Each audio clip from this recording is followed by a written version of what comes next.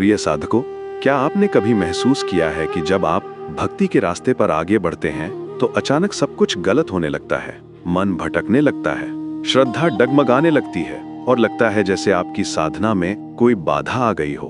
कभी कभी तो ऐसा लगता है जैसे पूरा ब्रह्मांड ही आपके खिलाफ खड़ा हो गया हो। आज मैं आपको बताना चाहता हूँ कि ये गिरावट नहीं, परीक्षा है। जब कोई व्यक्ति समर्पण की ओर बढ़ता है तो भगवान उसकी परीक्षा लेते हैं। ये कोई सजा नहीं है, बल्कि शुद्धिकरण की प्रक्रिया है। जैसे सोना आग में तपकर ही शुद्ध होता है, वैसे ही भक्त परीक्षा के बिना दिव्य नहीं बनता। ये प्रक्रिया धीमी होती है, गहरी होती है। जैसे कुम्हार मिट्टी को धीरे धीरे आकार देता है, वैसे ही परमात्मा हमारी आत्मा को तराशते हैं। शास्त्रों के अनुसार भगवान कभी कमजोर को परीक्षा नहीं देते।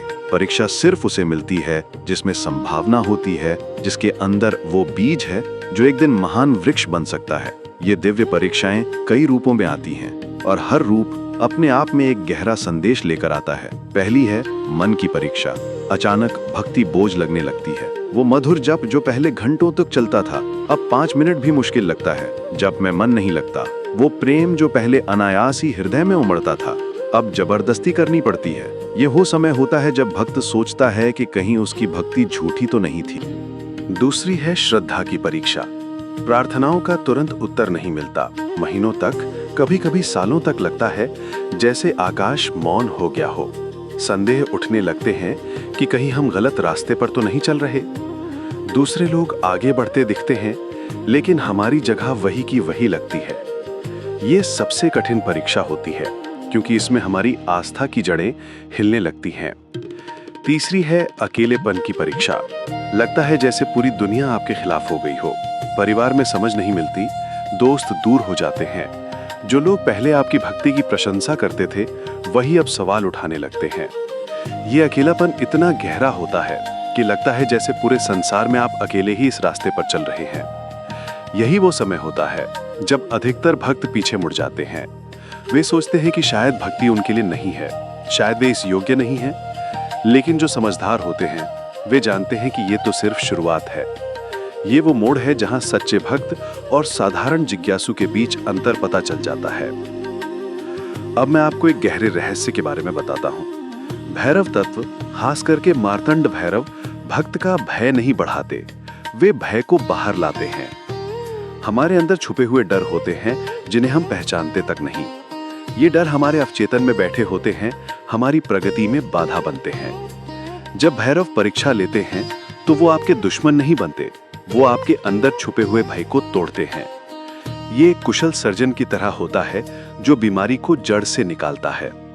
कई बार लगता है कि भैरव बहुत कठोर हैं, लेकिन सच्चाई यह है कि वे सिर्फ उन्हीं को परखते हैं जिन्हें वे अपना मानने वाले हैं। ये ऐसा है जैसे कोई गुरु अपने प्रिय शिष्य को कठिन परीक्षा देता है, क्योंकि वो जानता है कि यह शिष्य इसे पार कर सकता है। जो भक्त इस समय भी भक्ति नहीं छोड़ता, समझ लीजिए कि भैरव उसे अपना मान चुके होते हैं। यह स्वीकृति का संकेत है, अस्वीकृति का नहीं। ब्रह्मांड पुराण के भाव के अनुसार परीक्षा के बाद ही कृपा आती है। ये प्रकृति का नियम है, ये ब्रह्मांड का सिद्धांत है। जैसे रात के बाद दिन आता है, जैसे सर्दी के बाद बसंत आता है, वैसे ही कष्ट के बाद कृपा आती है। लेकिन इसके लिए धैर्य चाहिए, अटूट विश्वास चाहिए। ये धैर्य एक माली के धैर्य की तरह होता है, जो बीज बोने के बाद महीनों तक इंतजार करता है। सबसे महत्वपूर्ण बात यह है कि जब परीक्षा चल रही हो तो भक्त को अपना समर्पण घोषित करना चाहिए। जब आप पूरे हृदय से कहते हैं, मैं तेरा ही हूं, तो ये सिर्फ शब्द नहीं होते, ये आत्मा की पुकार होती है। ये आकाश तक पहुंचती है। उस भक्त को ईश्वर कभी अकेला नहीं छोड़ते। ये वादा है, ये गारंटी है। देर होती है, लेकिन अंधेर नहीं होता। हर परीक्षा के पीछे एक उद्देश्य होता है। हर कष्ट के पीछे एक सीख होती है, एक गहरा संदेश होता है। जो इसे समझ जाता है, वो परीक्षा को भी प्रसाद की तरह स्वीकार करता है। वो जानता है कि ये कष्ट नहीं, कृपा का पहला रूप है। अगर आप इस समय किसी परीक्षा से गुजर रहे हैं, तो समझ लीजिए कि ईश्वर आपको नजर में ले चुके हैं।